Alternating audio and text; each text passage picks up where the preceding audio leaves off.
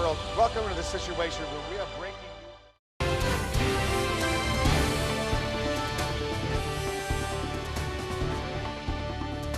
Hello and welcome to Inside Politics. I'm John King in Washington. Thank you for sharing your day with us. Right now, the House Speaker Nancy Pelosi is in Taiwan, and the Biden White House is warning a furious China to, quote, think very carefully about what it does next.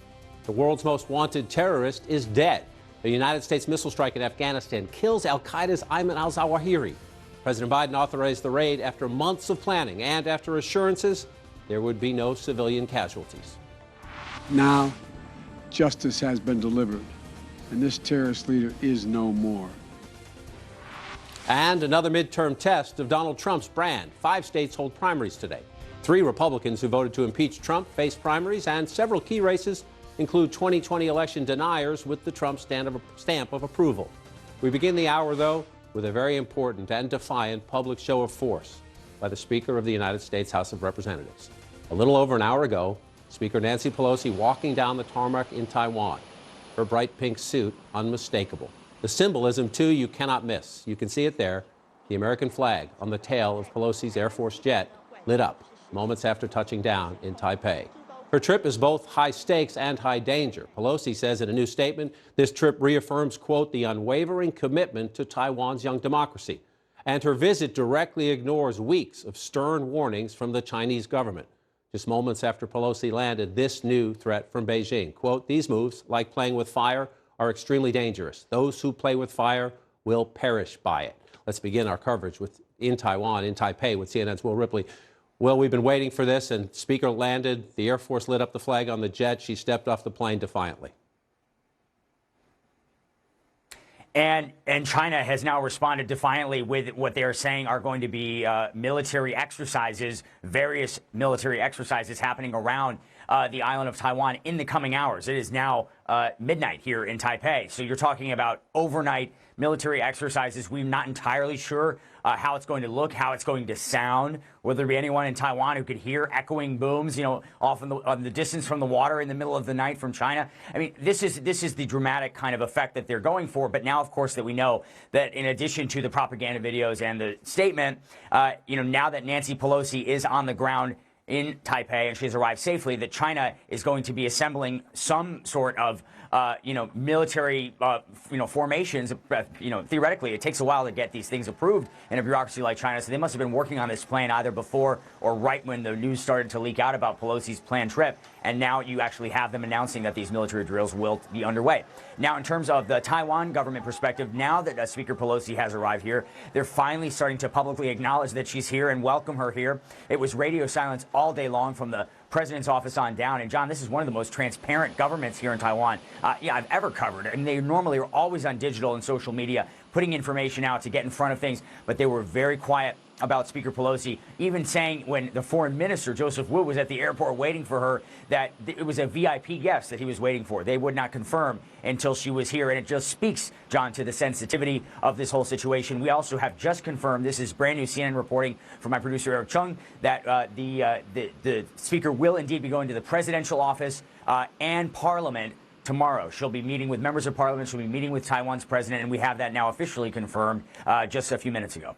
Well, Ripley for us live in Taipei will keep us posted on this important development. And let's get now a very important perspective, the perspective of the Chinese government on this visit. Qin Gang is the Chinese ambassador to the United States. He joins us now. Mr. Ambassador, grateful for your time at this important moment. The speaker is in Taiwan, as you well know. China said don't go, as she is there now. The Biden White House says this should not be a big deal. Newt Gingrich, the speaker, visited 25 years ago. Why? Why is the Foreign Ministry of China says this? It will definitely take all necessary measures to resolutely safeguard the sovereignty and territorial integrity in response to the U.S. Speaker's visit. You just heard our correspondent say there will be overnight military exercises. It's the Biden White House that says China here is making this a big deal. Why? Well, firstly, on Speaker Pelosi's visit to China's Taiwan region, the Chinese side has repeatedly expressed its firm and strong opposition to the U.S. side at various levels through different channels. The Speaker's visit is a major event upgrading the substantive relations between the U.S. and Taiwan, and sends a very wrong signal to Taiwan independent separatist forces. It is a serious violation of the One China principle and the provisions in the 3 Sino-U.S. joint communiques. She would say, serious blow. Sir, I don't want to. Foundation. I don't want to. Seriously infringe China's sovereignty and territorial integrity. That is the position. Sir, let me jump in for 1 second. Forgive me, please. I don't want to make this contentious, but that is the position of your government. But she says she is there in honor of the Taiwan Relations Act. I understand how difficult this is, but Taiwan has a democratically elected government. Speaker Pelosi says it is very important at this time in the world for her, as the top woman in the United States government, the number 3 person in the U.S. government, to show its support. China could have just said, let it go, played it down, ignored it. Instead, the White House would say it is China looking for a provocation here. Well, the question of Taiwan is not about democracy. It's about China's national sovereignty and the territorial integrity. And it is the aspiration of the more than 1.4 billion Chinese people to achieve the reunification of China. And it is an unbending will of the whole Chinese nation to defend our national sovereignty and territorial integrity. Nancy Pelosi is not a person in the street. As you mentioned, he, as a speaker, he's number 3 in the US government. So her visit, in whatever form, at whatever time during his tenure, carries high political sensitivities, and it will result in the escalation of the tension across Taiwan Strait and escalation of the tension in the US-China relations. So we firmly and strongly condemn and protest against it. And you mentioned that this is not the first time of the speaker's visit to China. To Taiwan. Let me say this, 25 years ago, Speaker Gingrich visited Taiwan. It was completely wrong. The Chinese side was firmly opposed to it from the start. The US side should draw lessons from it instead of making repeated mistakes. And one mistake cannot justify the following mistakes in the same nature. Well, Speaker Pelosi says that you have to look around the world, and she sees Russia's invasion of Ukraine. She sees China violating its agreement with Hong Kong about the one government, two systems. And she says, therefore, it is extra more important at this point for the United States to publicly make clear it stands with the people of Taiwan and its democratically elected government. Your government objects. You just condemned it. What will it do about it is the big question. Are these military exercises designed to frighten Taiwan? Will there be a break in relations, any sanctions? What would happen in the U.S.-Chinese relationship? Well, people should not confuse the question of Taiwan with the Ukrainian conflict. And on the question of Taiwan, it concerns China's core interest. And some people here in the United States, on the issue of Ukraine, they emphasized national sovereignty and territorial integrity. But why they do whatever they want to damage China's core interest, infringe China's national sovereignty, territorial integrity. This is a play of a double standards. So we firmly reject that. And China has every right to defend its sovereignty and territorial integrity.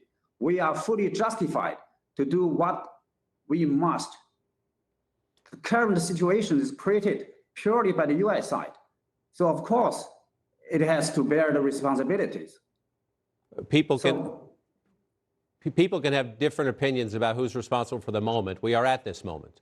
And as Will Ripley says, the Chinese government has announced these overnight military exercises.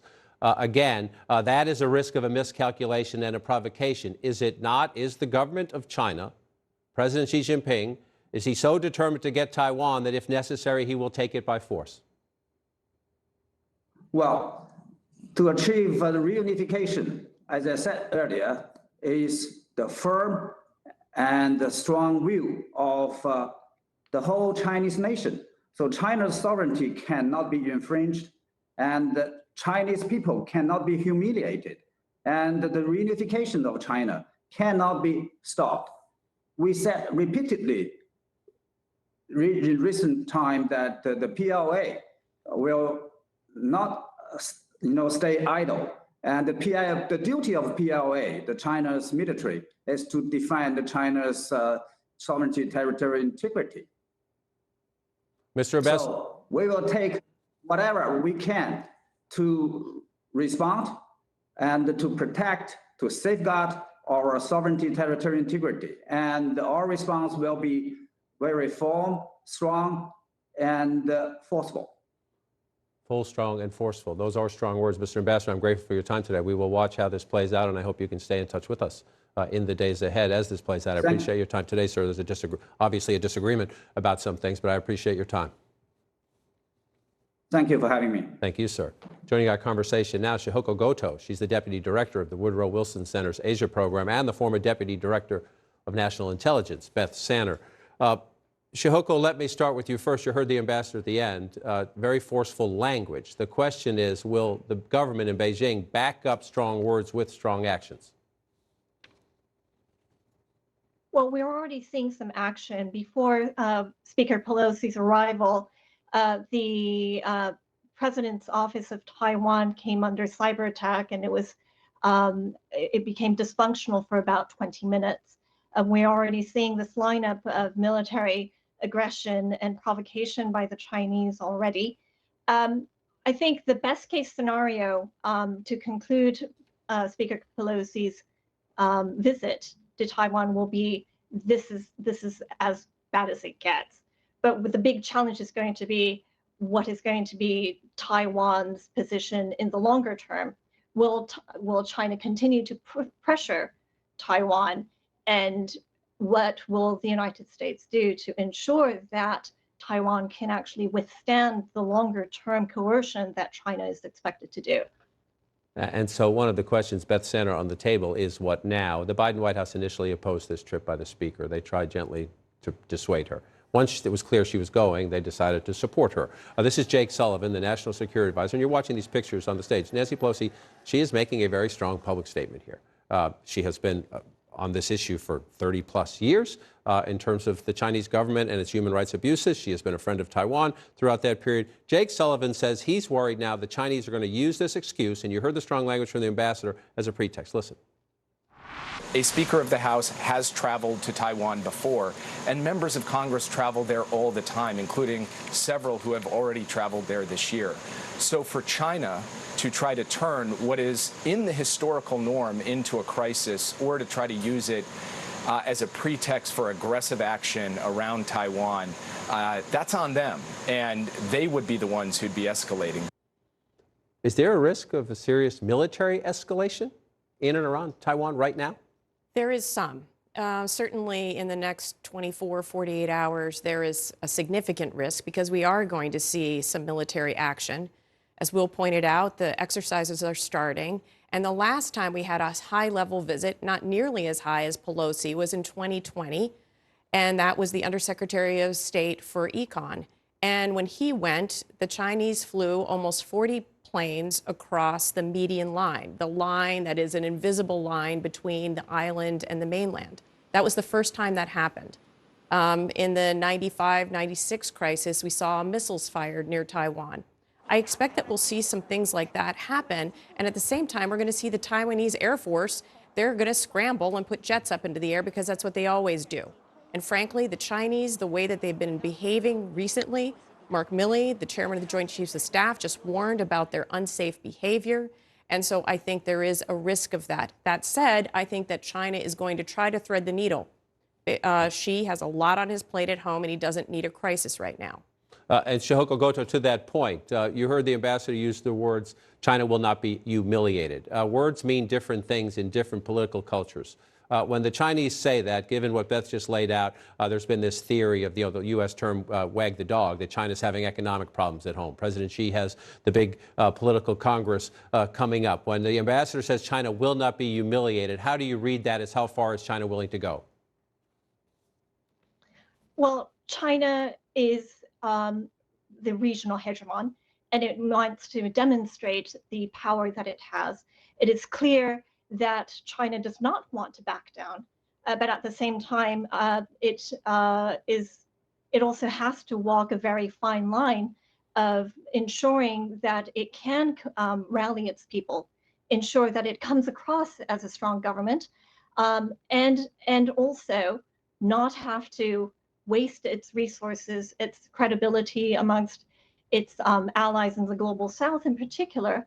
And so this is going to be one of the challenges that the Xi administration is going to have to face. It's a fascinating moment. And again, as Will Ripley outlined, the Speaker of the House planning to visit the presidency and the parliament in the morning hours in Taiwan. It is overnight now, so we'll watch this play out. Very tense moment in the world. Chihoko Goto, grateful for your time. Beth Sanders is going to stay with us as we continue another important global conversation. Next, the world's most wanted terrorist dead in a U.S. drone strike.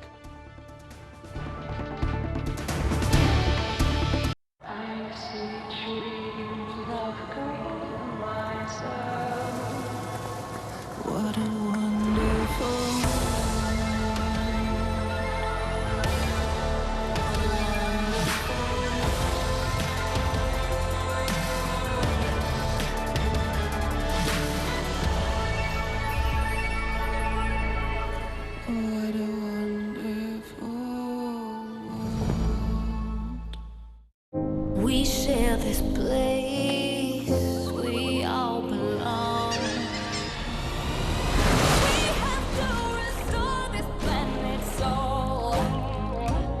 Give it water, give it sun, room to grow. I can see a better tomorrow. I can see a better tomorrow. Redwood Materials is a sustainable battery materials company.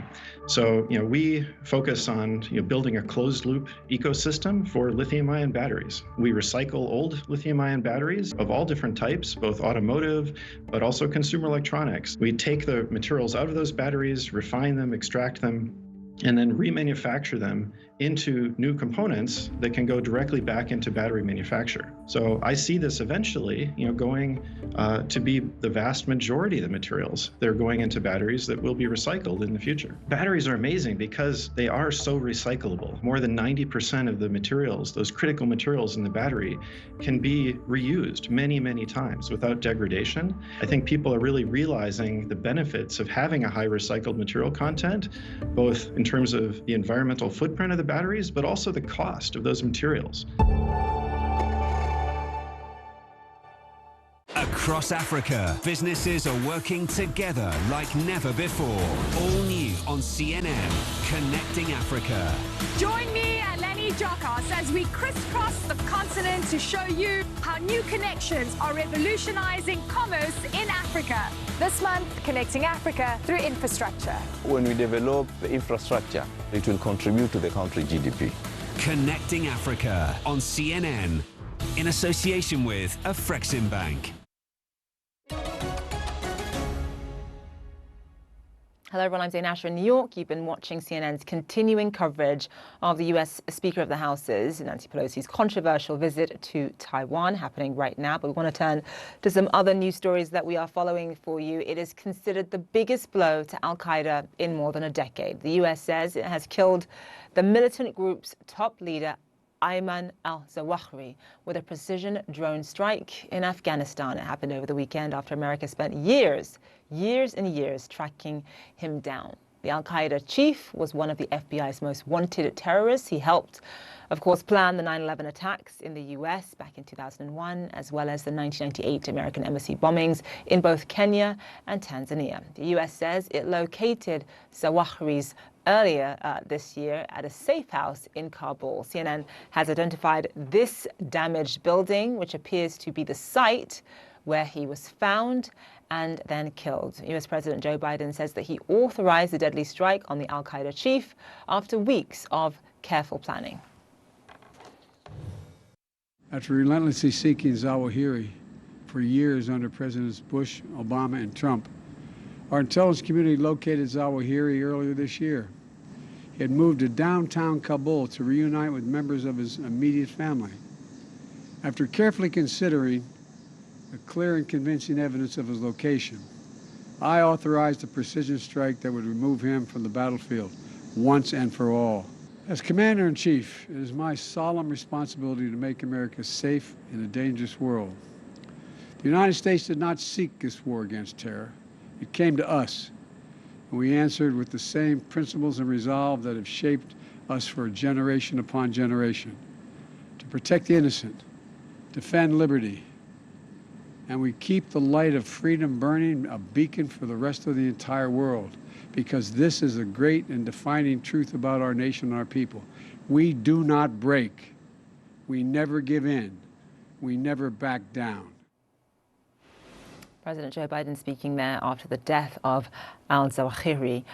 Let's get more now from our senior international correspondent, Ben Wiedemann, and our international security editor, Nick Payton-Walsh. Let me start with you. We know that he was killed in a precision-tailored airstrike using 2 Hellfire missiles. We know that those around him who were in the house with him were essentially unharmed. Just walk us through how he was killed. Now, it appears that the US intelligence were on to Zawahiri's presence in Kabul or Afghanistan, certainly for months, and spent May and June, parts of July, assessing exactly what could and could not be done, the confidence they had in that intelligence. I'm told, I think, certainly a former Afghan official, that he crossed in after the fall of Kabul in August last year from wherever else he may have been. This is a particularly privileged, nice area of Kabul where the missiles struck, an area where you'd have had rich Westerners with security companies protecting them, well-connected Afghan government officials, and I'm sure, you know, in the villa where he was, completely different activities would have been occurring a decade ago when Westerners lived there to that which happened when, but just after 6 o'clock on Sunday morning, he seems to have stepped out on the balcony there and been hit by these 2 missiles. How did the US find him there? Well, we know they don't have boots on the ground. That doesn't preclude possibly having some human sources in this, but there's an awful lot that can be done with signals intelligence now, with observing people from satellites and drone technology too. High confidence they had, to the point where they don't believe they even need to get hold of the body to be sure they got him or not, and we may in the days ahead possibly hear Al-Qaeda accept that he has in fact passed. But you have to take a moment here and accept how extraordinarily precise and capable this operation has been. It shows the evolution in US counterterrorism strategy since they bluntly had to invade Afghanistan to go after Al-Qaeda the last time. 20 years later, they're now taking them out with pinpoint strikes without even having a human being, it seems, as far as we know, on the ground here. What does it say for the Taliban? Startlingly, they're still hiding the same guy, frankly, that they were pre-9/11.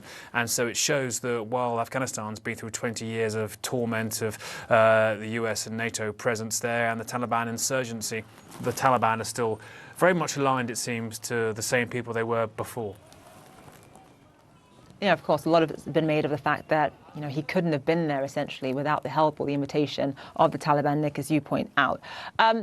So, Ben, just talk to us about his particular role within al-Qaeda. Obviously, bin Laden was killed in 2011. Over the past 10 years, we know that al-Qaeda has sort of fractured and splintered. It has various different sort of subdivisions. Just explain to us how the group has evolved over the past decade with al-Zawahiri at the helm.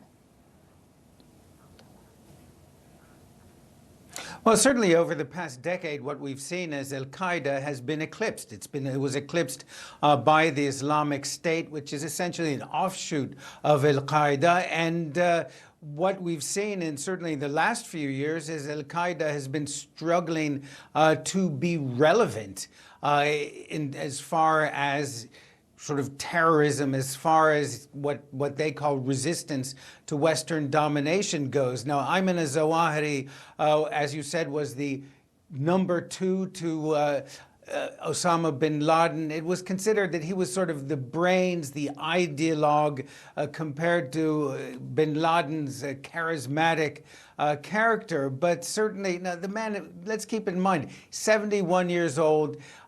He gave a fair amount of videotaped speeches, but to many people in the Middle East, he was speaking sort of a language that went right over their heads. And let's keep one important fact in mind, Zain, is that Ayman al-Zawahiri, Osama bin Laden, Abu Bakr al-Baghdadi, the leader of the Islamic State, all of these people came out of the fertile ground that is the Middle East, especially today. It's just a bleak array of failed and failing states, brutal dictatorships, many of them supported by the West, bleak prospects for economic prosperity for many of the young people. And therefore, yes, it's significant that Ayman al-Zawahiri is no longer, we believe, alive, but the fertile ground for the likes of Ayman al-Zawahiri is very much still present across the Middle East. Zain? All right, Ben Wiedemann, live for us there. Nick Payton-Walsh, thank you both so much. American basketball star Brittney Griner will return to court on Thursday after the 7th hearing in her trial in Russia ended earlier today without a verdict. Griner is accused of trying to smuggle cannabis oil while traveling through a Moscow airport in February. If convicted, she could indeed face about a decade in prison. CNN senior international correspondent Fred Fleiken joins us live now from Moscow. So Fred, just walk us through what sort of case her defense lawyers have been presenting here. I mean, this idea that she was possibly prescribed cannabis as a treatment for pain, is that likely to hold up in a Russian court, given that medical marijuana is not legal in Russia? Yeah, I mean, one of the things we always have to point out, Zain, is that the conviction rates in Russian courts are exceptionally high, well over 90%. But I did speak to Brittney Griner's legal defense team today after the hearing, and they do think that as far as Russian courts go, they've done so far as well as could possibly be the case. And they certainly have a several-pronged approach to that. If you look at today, for instance, they had an expert witness in the stand that sort of called to question some of the findings of the early forensics that were done on those 2 vaping cartridges that apparently contained the cannabis oil. And of course, Brittney Griner herself has admitted that she did carry those in her luggage. She said they were packed by accident. But the sort of analysis that was done on there, some doubt was cast on that by the witnesses that were presented by the defense. And then you have the rest of the sort of strategy that they have, where Brittney Griner is showing remorse, is showing respect for Russia's legal system, you know, taking responsibility for what she did, trying to get some leniency at least in case there is a conviction. And then they also had character witnesses as well, you know, testifying to the fact that Brittney Griner is someone who has done a lot internationally for the sport of basketball, certainly done a lot for the sport of basketball and women's basketball here in Russia. One of the things that she said is that she definitely wanted to come here to Russia to be there for her team in Yekaterinburg because it was so important to her, of course, hoping to get some more leniency as well. And that really is the name of the game for the defense, to try and get as much leniency as possible. One of the interesting things that we did here today was, while there was no verdict today, they did say that in the next trial date, which is going to be on Thursday, there are going to be closing arguments, and there could possibly be a verdict then. Looming over all this, of course, Zain, at the same time, is the talk of a possible prisoner exchange for Brittney Griner, Paul Whelan on the one hand, then possibly Victor Bout, the Russian arms dealer, on the other end. The defense said that they had not gotten any word of any sort of negotiations. However, they do say they believe that there would need to be a verdict in Brittney Griner's trial before there could be a prisoner exchange, Zain. Yeah, we know that, to your point, Antony Blinken has been speaking to Sergei Lavrov about that. We'll see what happens there. Fred Fleiken, live for us there. Thank you so much. All right, still to come here on One World, much more on the killing of al-Qaeda's leader. We'll discuss the impact his death could have on the militant group's operations. That's next.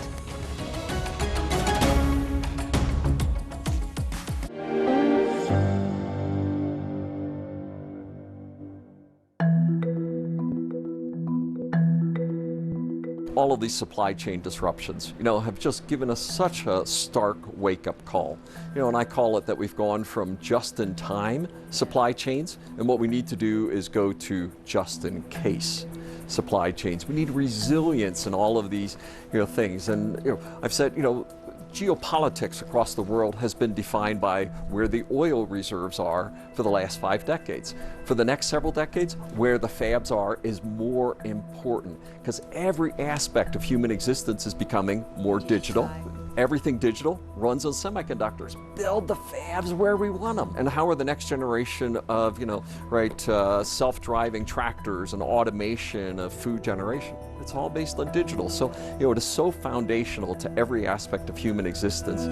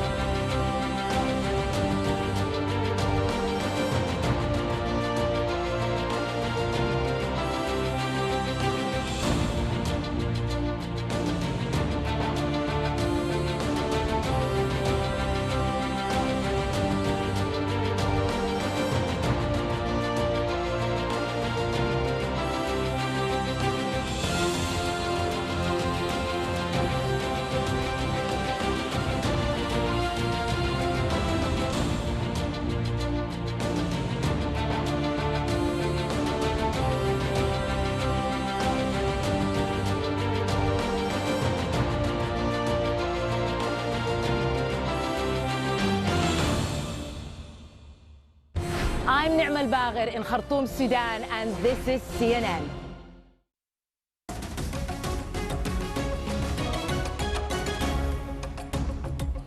Hello and welcome back to One World. Let's catch up on the headlines. Israeli security forces say they've captured an Islamic Jihad leader during an overnight raid in the West Bank town of Jenin.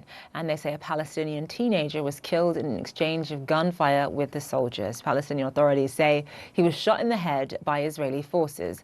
Recent months have seen repeated Israeli operations in and around Jenin. Ukrainian President Volodymyr Zelensky and NATO Secretary General Jens Stoltenberg spoke by phone Tuesday about the war in Ukraine. Both men said Ukraine's allies need to make military support available even faster.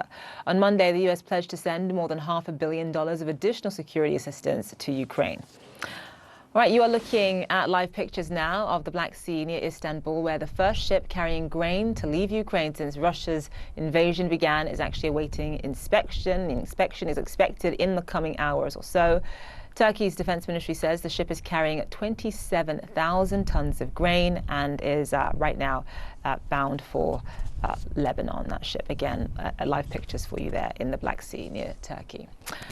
With a fatal drone strike in Kabul, the U.S. has ended a years-long manhunt for al-Qaeda chief Ayman al-Zawahiri. He was one of the FBI's most wanted terrorists who helped mastermind some of the deadliest attacks against Americans. CNN's Michael Holmes has more. We want to speak to the whole world. Who are we? Who are we?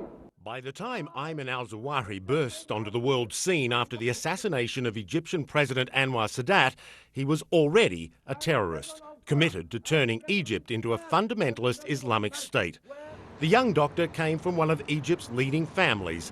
There is even an al-Zawahiri street in Cairo named after his grandfather. His uncle described him as pious. He was known that he is a good Muslim who is keen to pray at time in the mosque and to read and to think and to have his own decisions. Al-Zawahiri spent 3 years in prison after Sadat's assassination. After he got out, he made his way to Pakistan, where he used his medical skills to treat those fighting the Soviet occupation of Afghanistan. That's where he met Osama bin Laden, and they found a common cause. He talked about it a decade later. We are working with Brother bin Laden.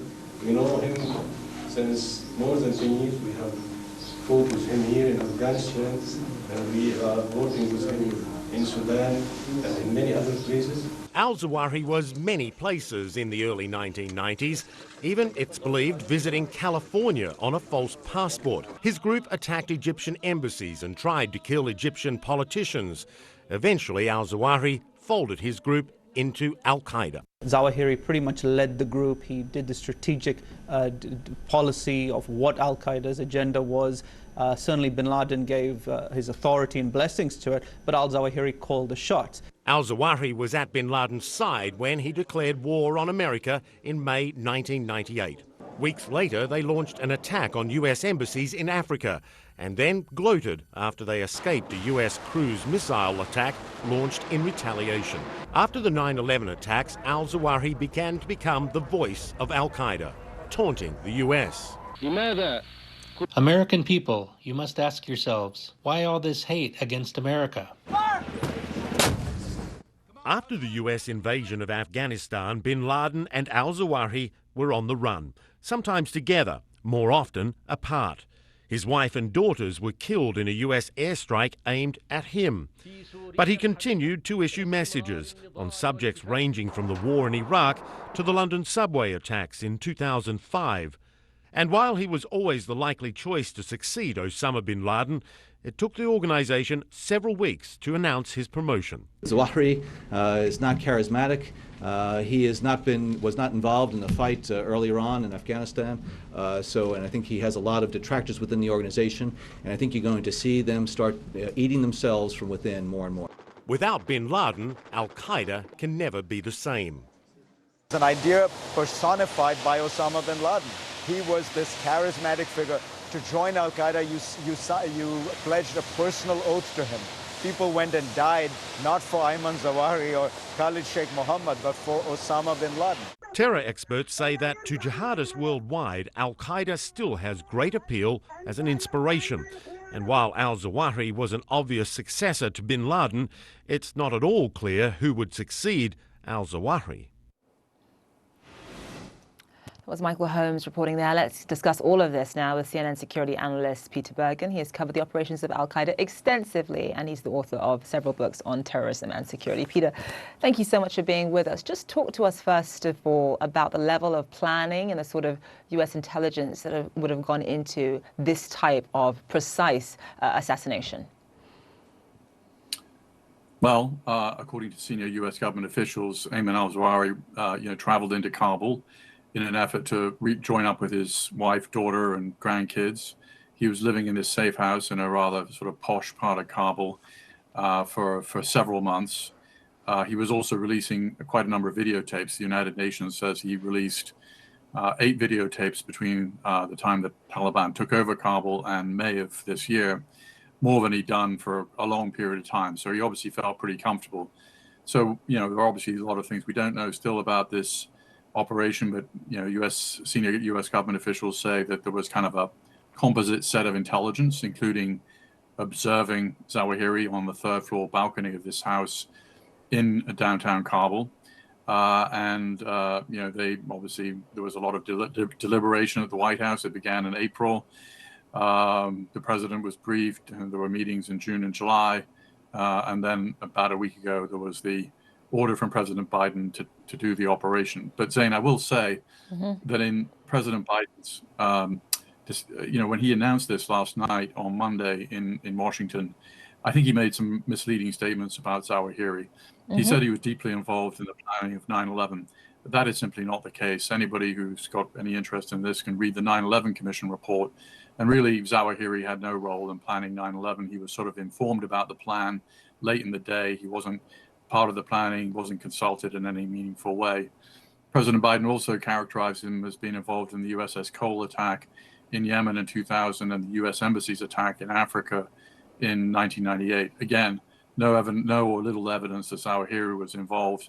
And there was a sort of narrative, which I myself believed, around 9/11, that Zawahiri was the brains of al-Qaeda. That is simply not the case.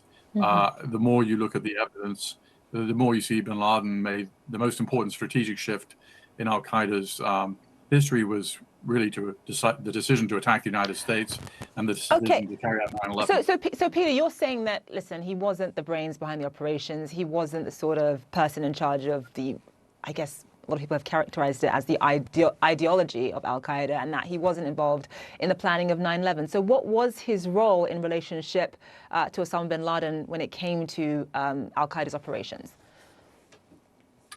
Well, he obviously became the number 2 in al-Qaeda after 9/11. There was again, President Biden said that he was the deputy of al-Qaeda on 9/11. That is inaccurate. There was another guy called Mohammed Atef, an Egyptian, who was the military commander of al-Qaeda. He was taken out by a U.S. airstrike in November of 2001. Zawahiri then succeeded him. And I think, look, the president didn't need to sort of gild this particular lily. Certainly Zawahiri was an important member of al-Qaeda. He was the leader of the group, but he was, really running the group into the ground. He presided over the split between al-Qaeda and ISIS, which, if bin Laden had been alive in 2014, bin Laden may have been able to paper that over. Zawahiri wasn't able to carry out another attack in the United States, or indeed against American interests around the world. He was not well liked by most people who dealt with him. He's sort of a non-charismatic, rather disputatious sort of person. And his likely successor is an Egyptian special forces officer, former special forces officer called Saif al-Adil, who's been living in Iran for many years after 9/11, maybe back in Afghanistan now. He is the likely successor. He may well be a much more effective leader than Zawahiri. Yeah, because as you point out, over the past 10 years, Al-Qaeda's influence has waned. I mean, it's been sort of fractured and splintered. There's so many different subdivisions. It's obviously broken with ISIS, for example. So we shall see what the next potential leader of Al-Qaeda brings. Saif al-Adel, as you mentioned, who's been living in Iran. Peter Bergen, live for us there. Thank you so much. All right, King of Rock and Roll, Elvis Presley's legacy lives on.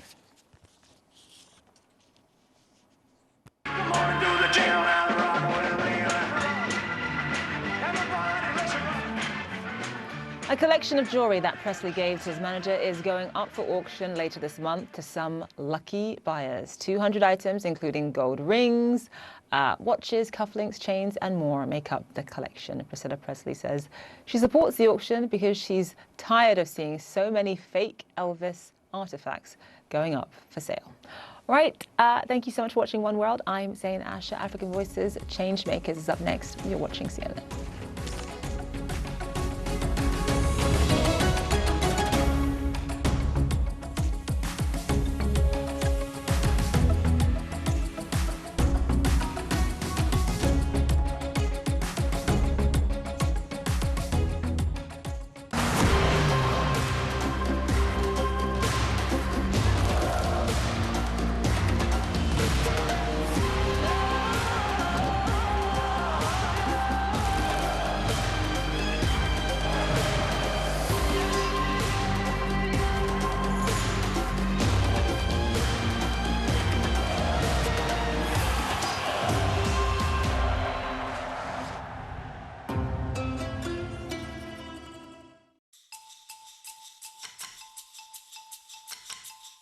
Africa Avant-Garde in association with Access Bank. More than banking.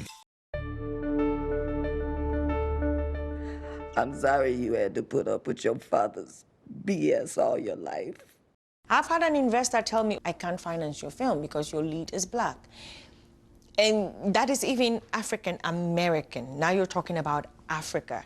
Just by saying Africa, the doors are shut. No one is interested because no one thinks you're capable. You like? Oh, Zumkita, it is a definite yes.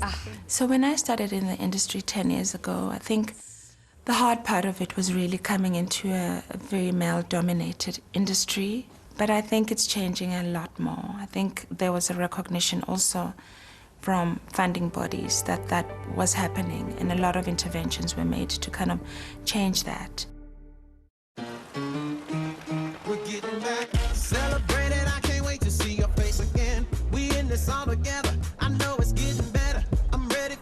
With an award-winning loyalty program at 6,000 IHG hotels and resorts worldwide. African Voices Changemakers. Create opportunities. Impact communities. Transform lives. Hear their stories next. In association with Glow. There is nowhere in Lysychansk that's safe. Let me show you what the scene looks like. It's absolutely obliterated. The force of that blast blowing out windows. President Putin has been sending this message. He can hit this country anywhere, anytime. Farmers are still working, even with the threat of Russian artillery that could land here. Ukraine's message, please send more weapons. African Voices Changemakers. In association with Glow Unlimited.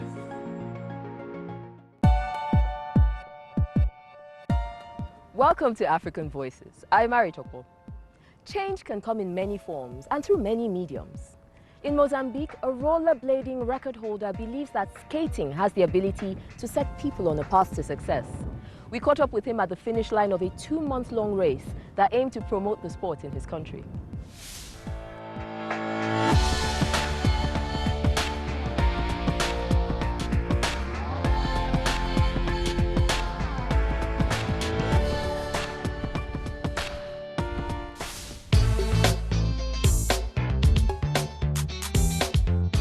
I wear the skate, I push myself, I roll like I'm flying. I close my eyes and I feel it. Inline skates It's my big passion. The whole sport to change the world. I'm Donaldo Salvador, inline skater from Mozambique. I'm change maker.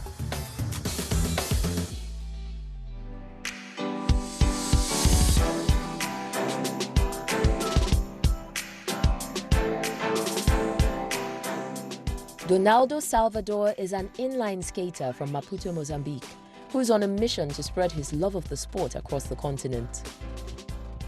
I grew up in Quelimane. My time in Chile was very, very simple. My big passion was inline skating. But I found out this after my 15 years old, that I love too much speed and to fly on the ground, in the street. Sleep with skate, dream with skate, making friendship with skate. Slowly!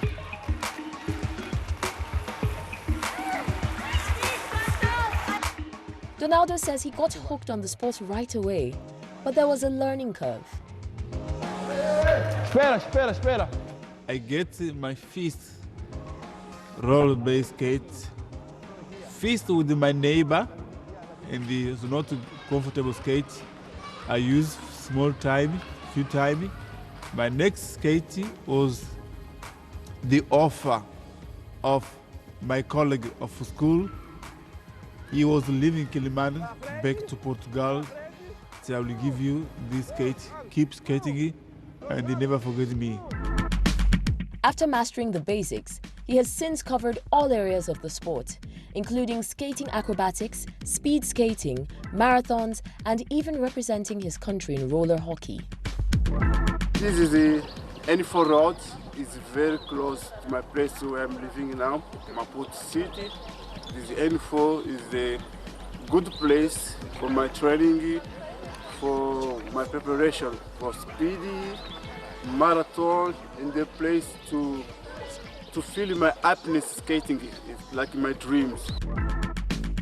He's also traveled the world on his skates, making friends from all over the globe and drawing inspiration from them. My favorite skater in the world, the inline skate, is Bart Wings. He's the champion of the Olympic. He's like, look at me. He never give up. What he dreams like me. Like we are the same. That's why I love him. He's my first one skater in the world. That's why I want to be like him.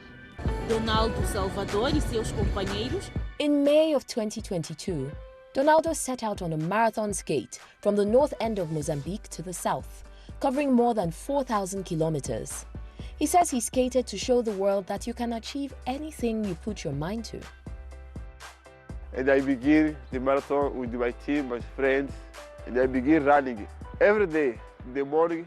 Sometimes it was dark. I was using the light of the car. My company put the light maximum to take a good view. But skating in the dark was just one of the challenges he encountered on the road. I find a lot of bottle on the north of Mozambique. In the internet, I find different kinds of off-road skate who can help me to my marathon. And I buy from Germany. This is off-road skate who can help me for the bottom. Without problem, don't feel too much pain.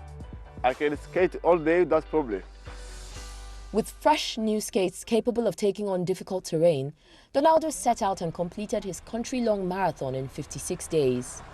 In the process, he introduced many Mozambicans to rollerblades and the sport of inline skating. The feeling what I get when I was skating my whole country is the big moment what I was giving the opportunity for the people, for my country who never saw or see the skate before his life. They come close to me, running very close, looking to my skating. They understand what is happening with the different situations. I stop it, I keep skating very close to him, I running slowly, they laughing, they understand that it's not dangerous, it's beautiful. The government of Mozambique awarded Donaldo with one of its highest honors.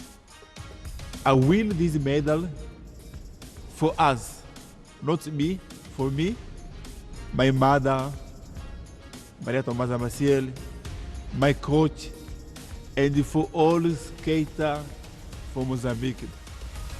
As much as he has motivated people with his marathon, Donaldo says he's not stopping there. And so when I'm training, I find inspiration. How can I give my powerful skating talent to another children from Mozambique? I think, yes, now I have talent, I'm stronger, I'm faster, but I want to give my talent for another children. Next, Donaldo introduces us to his manager and takes us to a school where he teaches the next generation how to rollerblade. Times 10. Get a Glow SIM today and enjoy 1,000 Naira sign-on bonus for voice and data. All new and existing Glow subscribers also get 10 times the value of their every recharge, plus up to double their data recharge as bonus. All Glow subscribers also get up to free 20,000 Naira bonus for voice and data. We try to be global and we try to be smart. And we try very hard to get both of those every week. What I want to hear are authentic voices of people who are passionate or intelligent about a subject, who will make you smarter, move you emotionally, who will kind of challenge your mind or move your heart. And that's the consistency that we try to get at. Fareed Zakaria GPS, Sundays on CNN.